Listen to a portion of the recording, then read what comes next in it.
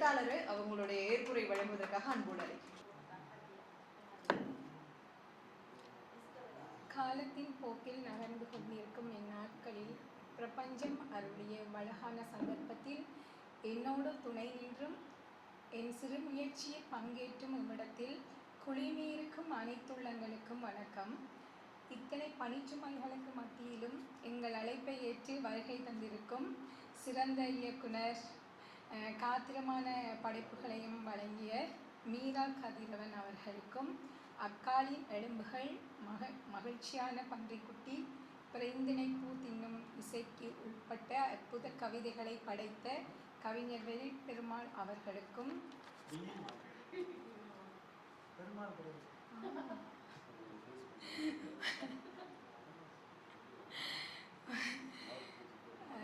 மலைச்சாமியின் வயலை 21ஆம் நூற்றாண்டு மேய்கிறது, புதிய அறையில் ஓவியம் போன்ற வாழ்வியல் கவிதைகளை படைத்த கவிஞர் மண்குதிரை அவர்களுக்கும், மற்றும் என் கவிதை தொகுப்பின் முதற் பிரதியினை பெற்றுக்கொண்ட கவிஞரும் கவிஞர்களை ஊக்குவித்து பல உதவிகளை செய்தும் வருகின்ற உயர்திரு கனிமொழிஜி அவர்களுக்கும், சிறப்பு விருந்தினராக வருகை தந்து எனது புத்தகத்தினை பெற்றுக்கொண்ட ஓவியர், என்னோட நூலுக்கான ஓவியத்தை வழங்கிய மணிவண்ணன் சார் அவர்களுக்கும், மற்றும் என் புத்தகம் வெளிவருவதற்கு காரணமாக இருந்த மற்றும் தட்டி கொடுத்தும் என்னோட எல்லா விஷயத்திலையும் உறுதுணையாக இருக்கிற இளவாணி அவர்களுக்கும் மற்றும் அவர்களது குடும்பத்தினருக்கும் எனது நன்றிகளை தெரிவித்துக் கொண்டு, எனது அழைப்பை ஏற்று வருகை தந்திருக்கும் அனைத்து நண்பர்கள், தோழர்கள்,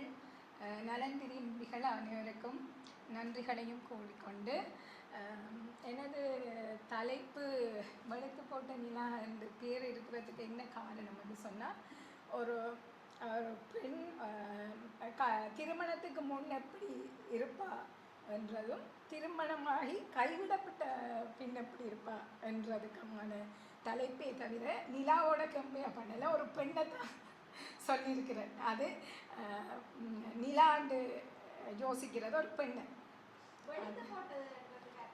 வெளுத்து போட்டேன்னு சொன்னால், திருமணமாக முதல் அந்த பெண் வந்து ஒரு அழகா நோக்கப்படுவா.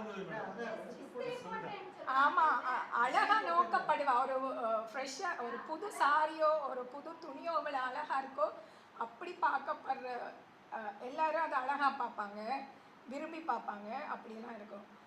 பிறகு நாங்கள் இந்த நிலைக்கு தள்ளப்பட்ட பிறகு விமர்சனத்துக்கு உள்ளாக்கப்படுவோம். நிறைய அவங்கள பற்றின ஒரு சின்ன விஷயம் கூட தெரியாமல் அவங்கள பற்றி நிறைய விமர்சிப்பாங்க. அவங்க எப்படி கைவிட்டுட்டு போனாங்கன்றது கூட தெரியாமல் ஒரு பெண்ணையே சார்ந்து அவளே எல்லா குற்றத்தையும் சொல்லி அப்படி சொல்கிற இடத்துல அந்த பெண் எவ்வளவு நொந்து போவா, தன்னே உள்ளுக்குள்ளே அடக்கி கொள்ள நினைக்கிற ஒரு இடமும், அடுத்தது வந்து தான் ஒரு இயலாதவளாகவே மாற்றப்படுவாள். அதைத்தான் வெளுத்து போட்ட நிலான்னு சொல்ல வந்திருக்கேன்.